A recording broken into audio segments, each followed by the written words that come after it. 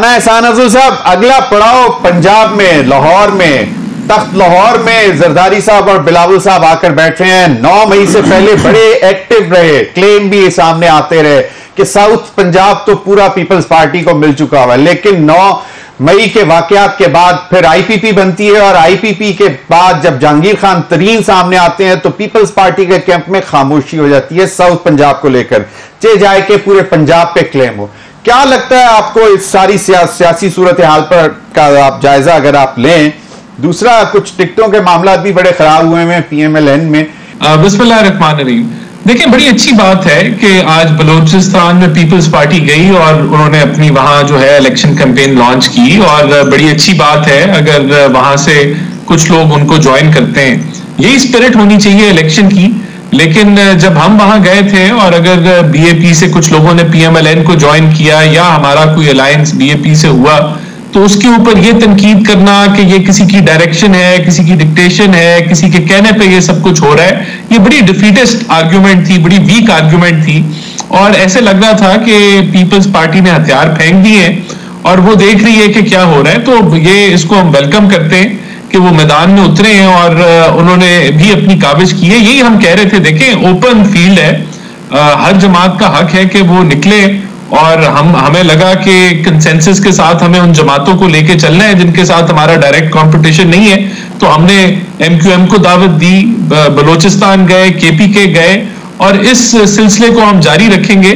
तो हम तो इसको वेलकम करते हैं, और अगर पीपल्स पार्टी पंजाब में आके अपनी कोई काबिज कोशिश करती है तो उसको तो इनकरेज करना चाहिए, हर एक का राइट है। जैसे जैसे हम आज आखिरी दिन है, हल्का बंदियां मुकम्मल हो चुकी हैं, और मैं समझता हूं कि अब आने वाले चंद दिनों के अंदर इलेक्शन का स्केड्यूल जो है अनाउंस हो जाएगा। तो जैसे अनाउंस होता है तो एक्टिविटी सारी जमातों की बढ़ेगी, और ये खुशाइन बात है, बजाय कि एक जमात जो कि मुतहरिक है और आगे बढ़ रही है और कंसेंसस के साथ दूसरी जमातों से अगर इलेक्टोरल अलायंस भी कर रही है और आगे के एजेंडा भी तय कर रही है, उस पर आप तनकीद करी जाए कि ये तो भाई इसको कोई सपोर्ट मिल रही है। तो मैं तो इसको वेलकम कहूंगा कि ये जो एक्टिविटी पीपल्स पार्टी ने स्टार्ट की है और मुकाबले में उतरे। सही। राना एहसान अफजल साहब, एक तो ये कि यकीनन बिलावल भुट्टो साहब की ने जो बात की वो भी आपने सुन ली है, और आज इन्होंने एक और बात भी की कि 8वीं तरमीम को अगर कोई छेड़ने की कोशिश करेगा, 18वीं तरमीम के नतीजे में जो आईनी तरामीम बनी, जो आइन में हिस्सा बनी, उनको अगर कोई दोबारा अमेंड करेगा तो हम उसको हाथ रोकेंगे।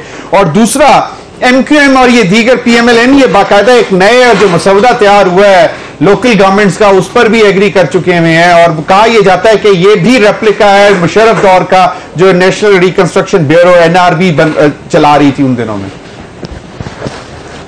सी बात है, 18वीं तरमीम की रूह ये है कि डेवोल्यूशन ऑफ पावर्स हो और डेवोल्यूशन ऑफ फाइनेंशियल ऑटोनॉमी मिले सूबों को, और उसी के तहत आप जो है वो सूबों का उनका ड्यू शेयर जो है वो देते हैं वफाक से 57.5%।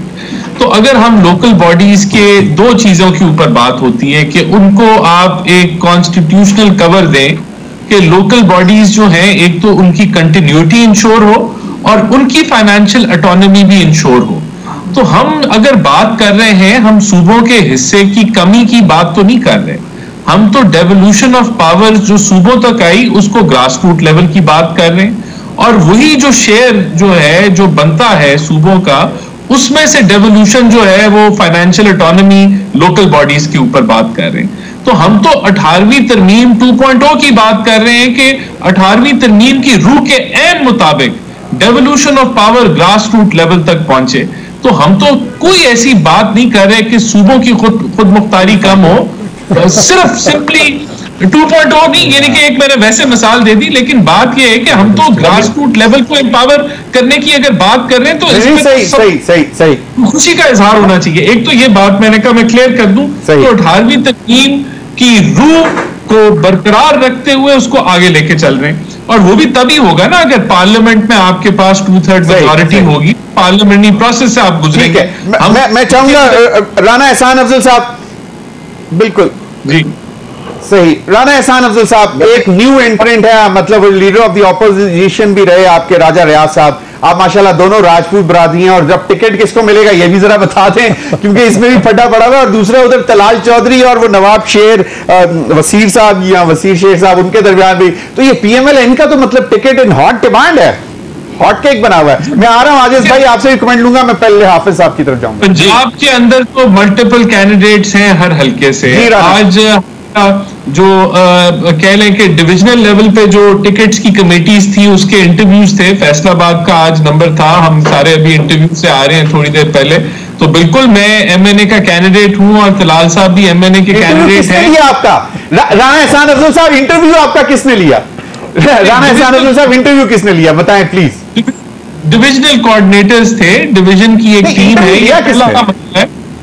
वो जाफर इकबाल साहब थे जो एक्स डिप्टी स्पीकर हैं, और उनके साथ एक 4-5 लोगों की। सवाल क्या थे? मरियम नवाज थी उसमें?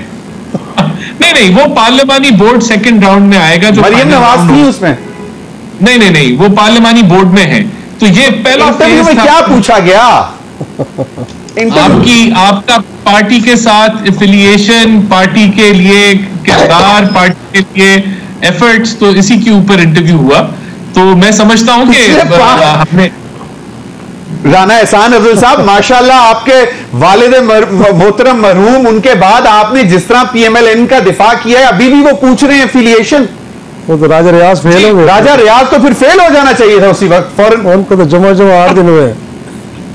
देखिए, ये फैसला पार्टी का है और इंशाल्लाह हम पूरी उम्मीद है अपनी जंग आखिर वक्त तक लड़ेंगे और इंशाल्लाह बेहतर फैसला होगा। लेकिन देखें, बात ये कि हम अपनी जमात के साथ खड़े और अच्छे बुरे वक्त में खड़े और हवा के रुख के साथ खड़े हैं। बिल्कुल चलें, बिल्कुल सही। मैं चाहूंगा आजिज दामरा साहब, सही आजिज दामरा साहब, आप लोगों की पार्टी में भी इस किस्म का कोई चल रहा है कि भाई टिकट मन्नू दो, एक जगह पे 2 कैंडिडेट्स बड़े बिग विग्स? देखिए जमीर भाई, मैं जवाब देता हूं उस बात का। ये एक प्योरली इंट्रा पार्टी एक एक्सरसाइज होती है, तमाम पॉलिटिकल पार्टी के अंदर ही होता है। डेफिनेटली हमारे पास भी प्रेशर है कि हमें टिकट दिया गया है, हर किसी की ख्वाहिश होती है। आपने बड़ी इंपॉर्टेंट यहाँ पर बात करी है, वो है 18। अब यहाँ पर जो राणा साहब 18th अमेंडमेंट के बारे में बात की है, 18th अमेंडमेंट को मजबूत करने की बात है, तो कोई दूसरी राय नहीं हो सकती कि हम ज्यादा से ज्यादा 18 को हम ये कह रहे हैं कि 18th अमेंडमेंट में जो कमिटमेंट वो वजारतें जो वफाक की नहीं होनी चाहिए थी, अब तक है उनका बजट वफाक में हो रहा है। दूसरी इंपॉर्टेंट सही, क्या आज ये PMLN आपके प्रोग्राम में ये कमिटमेंट करेगी कि इलेक्शन के बाद 18th अमेंडमेंट के अगेंस्ट कोई भी कानून साजी नहीं होगी?